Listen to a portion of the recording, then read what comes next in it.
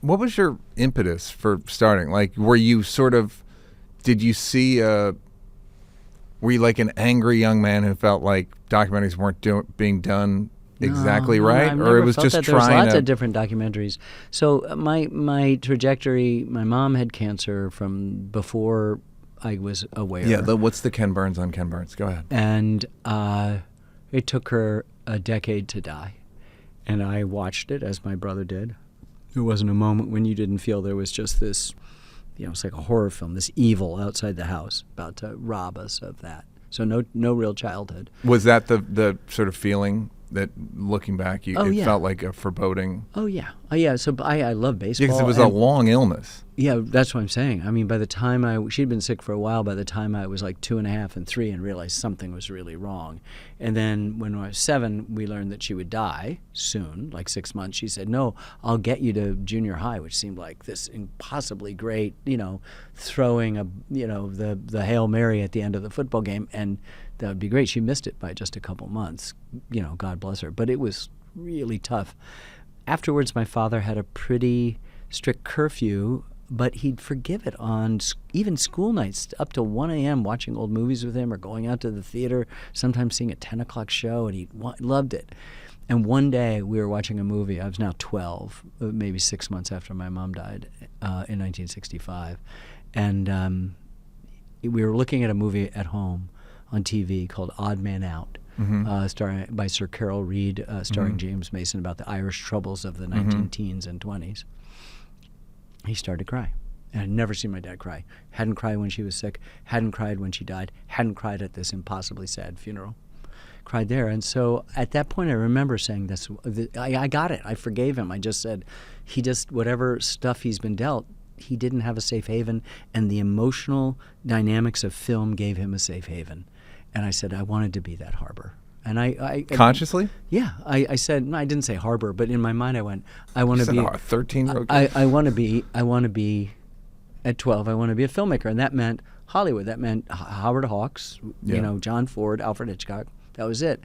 But I ended up going to Hampshire College in Amherst, Massachusetts. It was a new experimental school. It opened the year before in 1970. I came in 71. And all of my teachers there were social documentary still photographers. And they reminded me that Hollywood calls itself the industry, And while they have silhouettes of palm trees and not smokestacks on their stationery, it's still an industry. And so all of a sudden I realized that truths that can be drawn out of things that are happening or did happen are as valid as ones that are completely made up. And so all of a sudden, by 18, I'm now interested in documentary. And it's funny, I came out of Hampshire at 22. The last thing I did, the equivalent of a senior thesis, Hampshire does still experimenting, still wonderful, still transformative, and not transactional the way every other secondary education is. There are no seniors and there's no thesis, but I was, whatever the senior thesis was, Division 3 it was called, was a film whose last shot was a pan across a painting. And if you told me yours? Yeah. That's funny. And if you told me that I'd be doing that in, however many years it is now since graduation, more than 50, I would say you were crazy. But that's what I've done. And so I've been very, very lucky to know what I've done. But I've been trying to make decisions that are not consciously the opposite, not obstinately the opposite. That's maybe the better word. It's just that I find that sometimes the momentum of things or the expected path isn't right. I remember the third film I made was on Huey Long, the turbulent Southern demagogue, and I met and interviewed and got to be really good friends with Robert Penn Warren, Red Warren. And he really kind of adopted me in a wonderful, wonderful way. I love that man so much.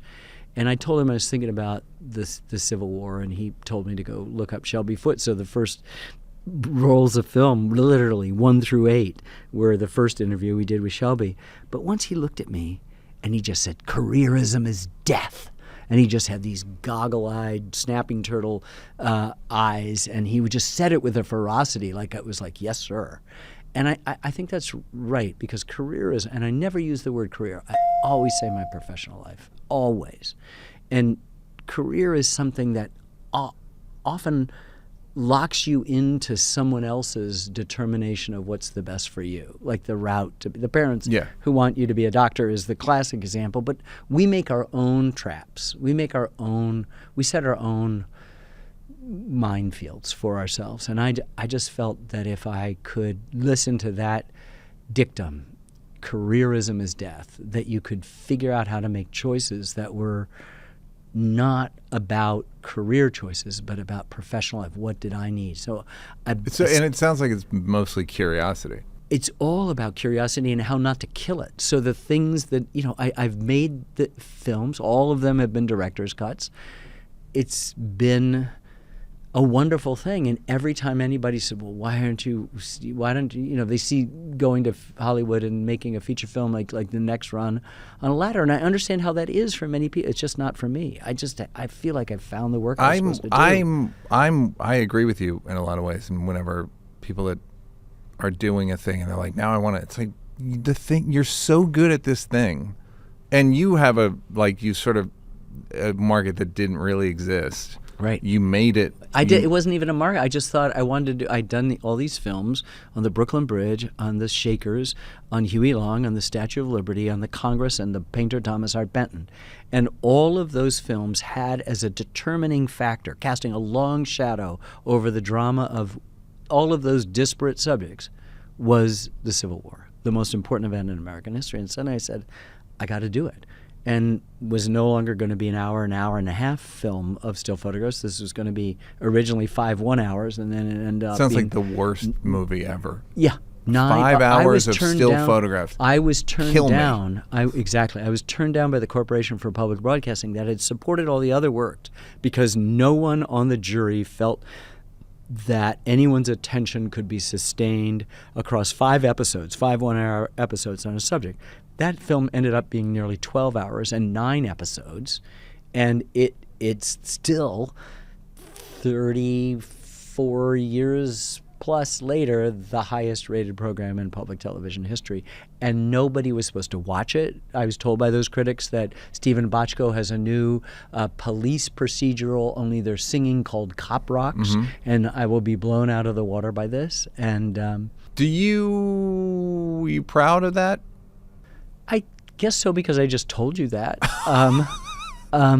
I don't know why I should be, because I don't begrudge Stephen Bochco's genius. Not the Bochco portion of it. Just the idea that you were told no, and you were like, I don't know, guys. I feel vindicated. Got rejected a lot. Oh God, I used to for Brooklyn Bridge. I looked 12 years old, and everybody would say, "This kid is trying to sell me the Brooklyn Bridge," and I could write a novel just about trying to raise the money for the Brooklyn Bridge. How much did you have to raise? It turned out to be $180,000, but that would be like telling me now $180 million to go do that. And I got paid 2 cents an hour.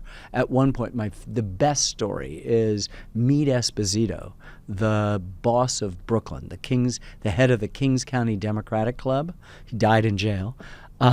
Calls me up to I had breakfast today on Montague Street, on his 2nd or 3rd floor office on Montague Street. And he hands me a check for $1,000. At least it wasn't cash. And he says something to the effect like, nobody makes a film about my bridge what we're not involved in it.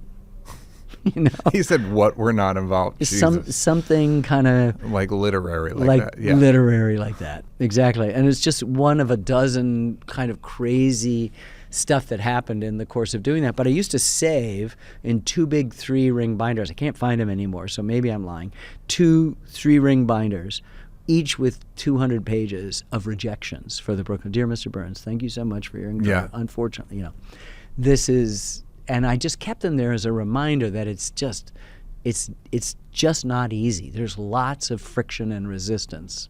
Hey, did you like that? Did you like that? Yeah, did you like it though? You want more? Don't want to work? Would rather watch videos of me grab-assing with people? First of all, go up here to subscribe, and then go up here to watch more clips. This is like when the weatherman says there's a high pressure system coming in. I'm not really used to the green screen.